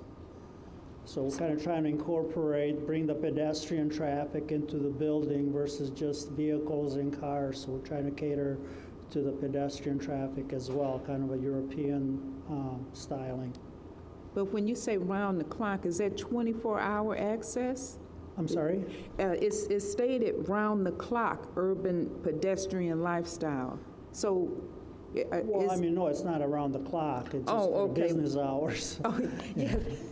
I don't think anybody's walking around at night, or they might be, I don't know. Yeah, I know it says round the clock, and I'm thinking, okay, well, what is going to occur round the clock for pedestrians to go? No, we're going to be closed. Okay, so it's going to have some limited hours Well, there yeah, to access. absolutely, yeah. Okay, well, then I'm gonna dismiss We're that. talking mostly like cafe and short order type eating, nothing that stays open past, Okay. 8 o'clock. Okay, that clarifies that then.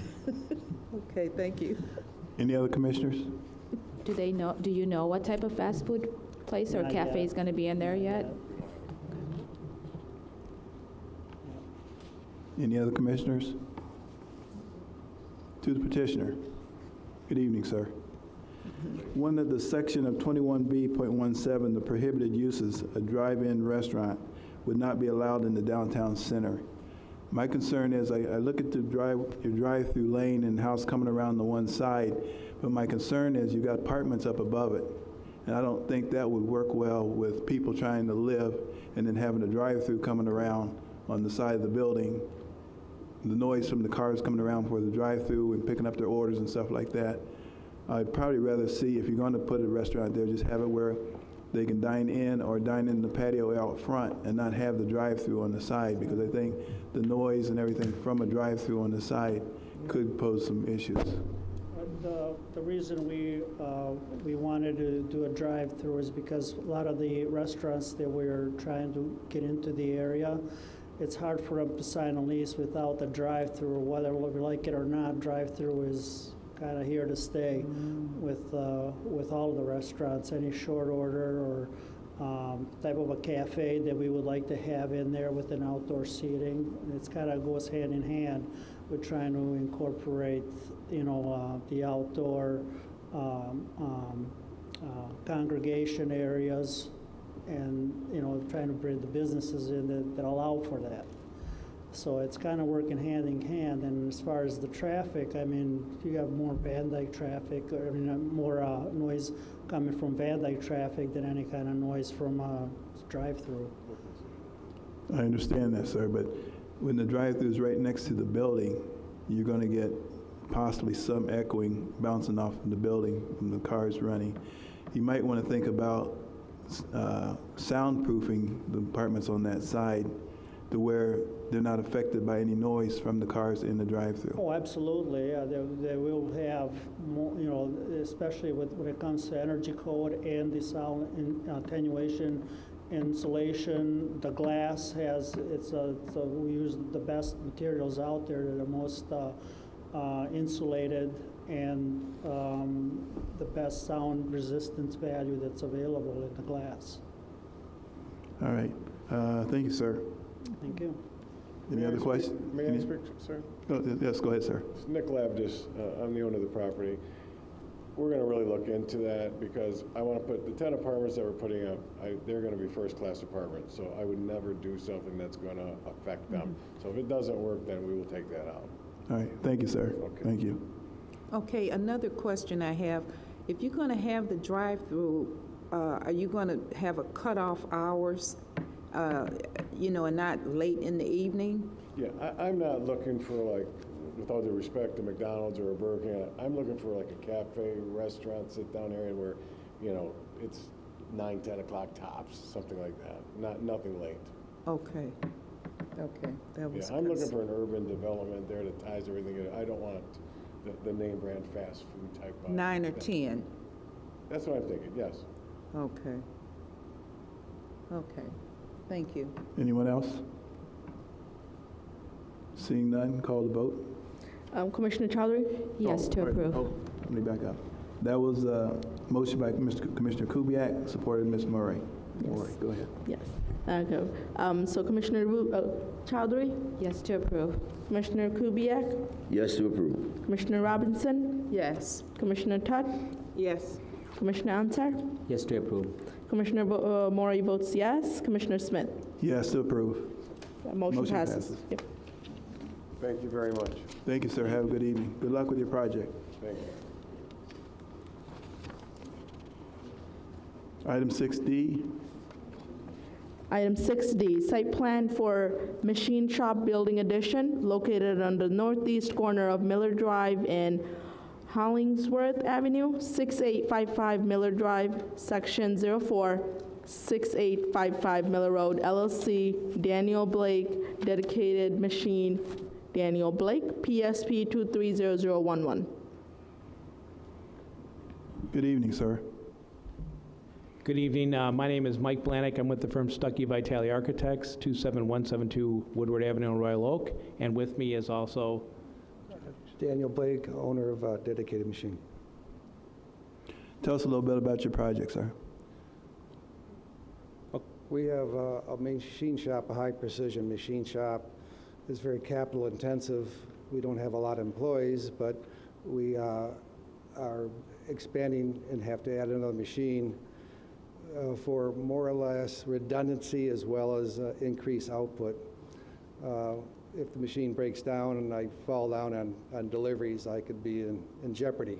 So I really have to add one more machine into the shop. And this addition will accommodate that. Yeah, so the addition is basically, back in 2015, Mr. Blake was here with an addition onto the existing building, and he had to require a variance, which he was granted back then.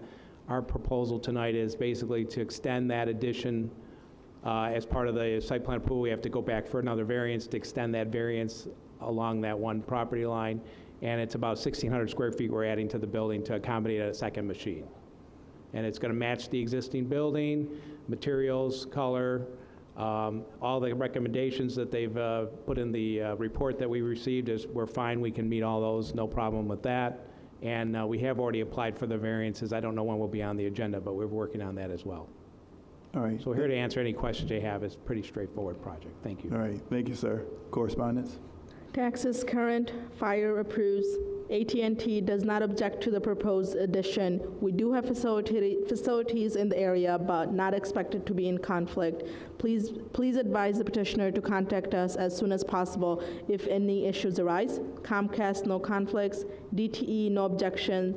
MCDR, no objection.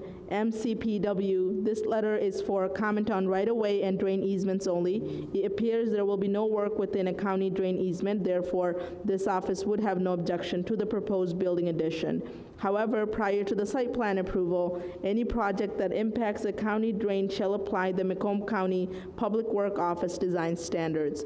Please note that a formal plan review and approval by engineering and soil erosion departments from this office will be required prior to construction. Thanks, Madam Chair. Planning Director's report. Oh, sorry. It is recommended that the site plan for machine shop building addition be approved with the standard conditions of the Planning Commission, and more specifically, number 1, 5 copies of revised site plans must be submitted indicating the following. 1A, relabel Denton Drive with Hollingsworth Avenue. 1B, replace the 25-foot setback along Hollingsworth Avenue with a 20-foot side yard setback. 1C, the petitioner shall remove the parking space in the southwest corner of the property because it crosses the property line into the right-of-way. 1D, the widths of the driveways as measured at the property line shall be provided. 1E, a note must be provided stating all landscaped areas shall be automatically irrigated. 1F, correct the trash enclosure note to state minimum 10-foot by 18-foot concrete pad in place of 20-foot by 18-foot. And 1G, provide the dimensions of the concrete pad apron to the trash enclosure. We'll strike H because it was a repeat. And then number 2, the following variances are recommended by the planning staff and may need to be obtained from the Board of Appeals prior to the release of the site plan to the building division. 2A, the petitioner may need a variance for the 16-foot setback of the building addition from the west side property line. 2B, the petitioner may need a variance for the 9.9-foot setback of the building addition from the east property line. And 2C, the petitioner may need a variance for the parking within the front setback. Number 3, the Planning Commission currently retains a performance cash bond in the amount of $1,350 as a guarantee for previous site improvements. The bond shall be released once a performance bond in the amount of $4,500 is posted according to the estimated cost of $150,000 by the petitioner. And this ends the recommendation. Thank you. This is a public hearing. If there's anyone here who'd like to speak on this item, please come up, state your name and address, and keep your comments for 3 minutes.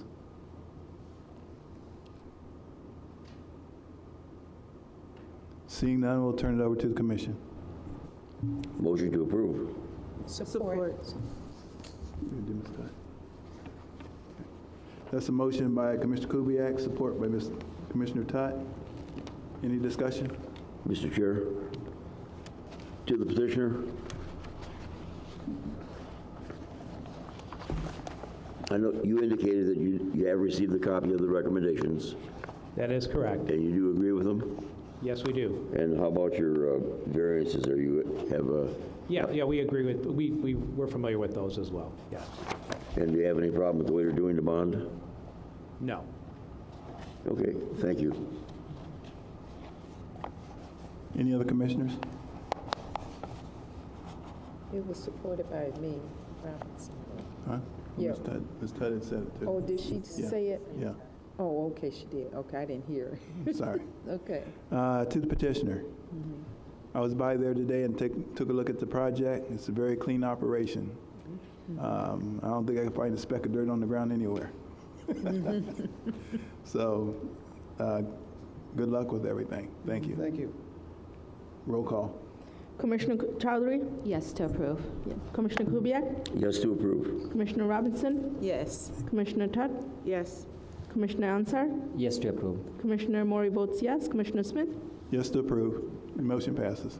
Thank you, sir. Have a good evening. Thank you. Item number 7, correspondence. Seeing none. Item number 8, old business. Seeing none. Item number 9, bond release. Seeing none. Item number 10, new business. Seeing none. Item 11, citizen participation. Members of the audience who wish to speak, come up and address the Planning Commission in the evening by first checking in with the court reporter, the right of the stage, and we'll have 3 minutes to speak. I'm very sorry for my outburst down here. I am fighting for my house. I am fighting for my neighborhood. When we said we wanted a rebuttal, I wrote down these things. I can answer your question. The signs, there are signs on either side of Topher, on Ryan and Mound. They ignore them. We actually complained enough on Cunningham. I don't know if they're on Lefevre, but on Cunningham and Topher, there's a sign there. There's a sign right by my house that actually says no trucks are supposed to come north of that. But I have given video not only to you folks, but to City Council, showing semis that came off of 8 Mile and came forward and went up and over my lawn to try to back in. And they still come down the other way. So even though there are signs, they're ignoring them. The next one would be, they're not doing what they should. When I looked up and you said, well, now that they're going and they're offering this, talk to Mr. Steve Waintrapont. He's written them 9 tickets. And when I had him on the phone, he looked up and said, wait a minute, where did my tickets go? They've miraculously disappeared. He has ticketed them 9 times himself, and he's not the only one.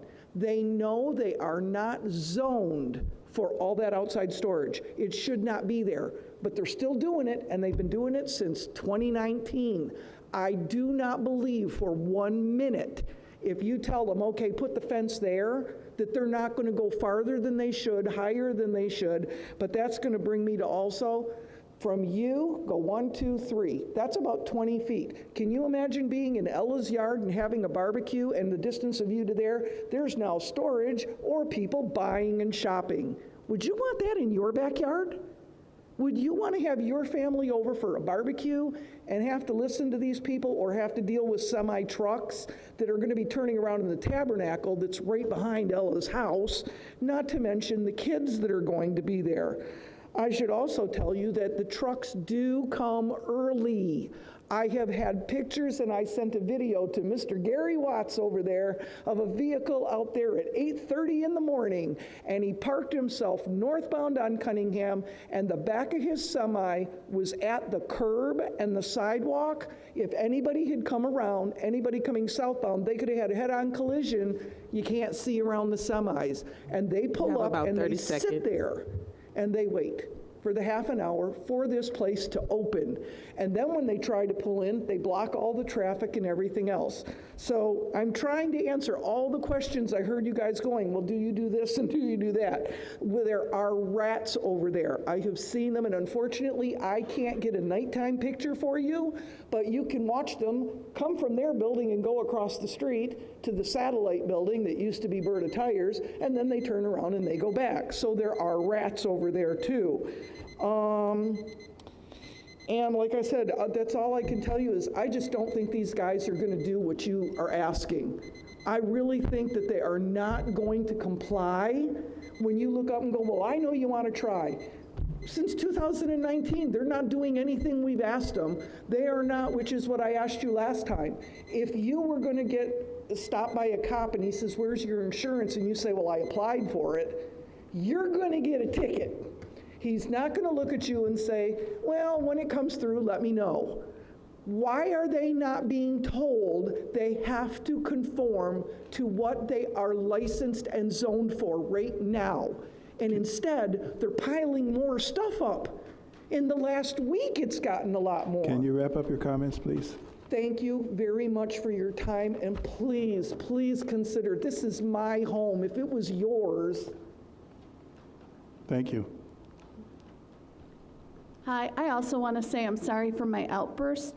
It's almost like none of us have been here before. Like your questions did not reflect to the petitioner who was finally here, didn't reflect any of the issues that have come up and been discussed with you. Remember, this is a garden shop with gardening supplies, even if it's used for marijuana. Why do they need an armed guard there all night? Why do they need that? Garden shops typically don't have that. This is not a typical garden shop. The ordinance, the requirement that they not store outside of their building, that they're supposed to only have their supplies inside, is not being enforced by the city. I'm not sure that it's been attempted recently. It sounds like they get citations and they don't do anything because it's not settled. And remember, he's also suing the city right now. So, you know, you've got, I don't know how you can look at it.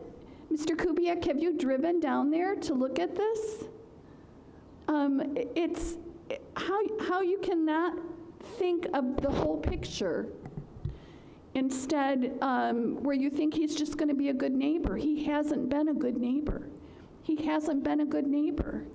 The grass is getting long and may be cut, but on that plan, it's a fenced area of that whole yard that will now be outside storage.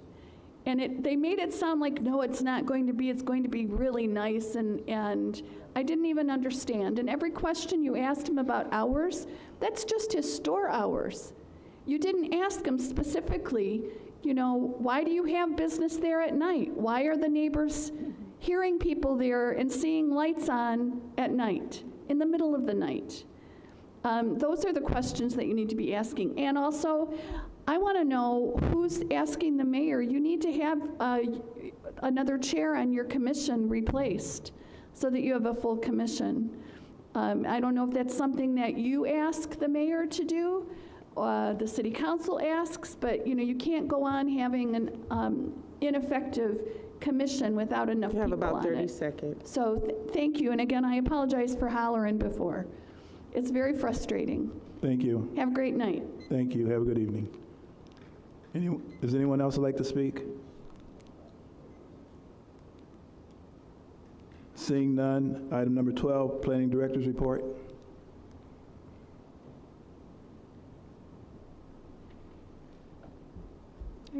Good evening. It'll be short. So basically, just catching up, the planning staff's been busy with potential applicants for possible projects and working on all the upcoming meeting items. On Friday, April 8th, there was a pre-site plan application meeting with the developer and his attorney to discuss the feasibility of a storage facility and building addition that was on 9 Mile west of Groesbeck. May 4th, Mark and I attended the Regional Transportation Plan visiting session, And that was the meeting that SEMCOG put on here at the community center. And the Regional Transportation Plan for Southeast Michigan, it's a long-term blueprint for investing in federal, state, and local transportation dollars within this transportation network. And if you're interested in more information, you can visit the SEMCOG's Vision 2050 Hub, and it has like videos and all different information about it. And if they will have upcoming meetings or virtual meetings, it should be on that website. On May 5th, that was Jasmine Early's last day in the planning department. She served as a planning aide, and she helped process applications, prepared files. I mean, she really learned quickly, and so now with her gone, we're unfortunately understaffed again. But we do have positions posted, so that's a good thing. So we have the planning aide position, which is a temporary part-time position, so that's posted. And also we will be filling the administrative clerk position. So right now that's only open for civil service employees, but if no one applies, then it's going to be posted online soon for the public and for anyone to apply. So this ends my report. If you have any questions, let me know. Thank you, Michelle. Thanks. Anybody have any questions? I have a quick question, and I want to ask our city attorney before I ask. Can I ask a question about 6A to the planning department? I would not, because the petitioner had left. Now is not the right time. Maybe you could direct a question to Michelle or Ron after the meeting, but the petitioner has left, so it shouldn't really be discussed. Okay, that's fine. That's what I wanted to confirm. Thank you. Any other comments for Michelle? Seeing none, item 12B, Planning Commission discussion and concerns.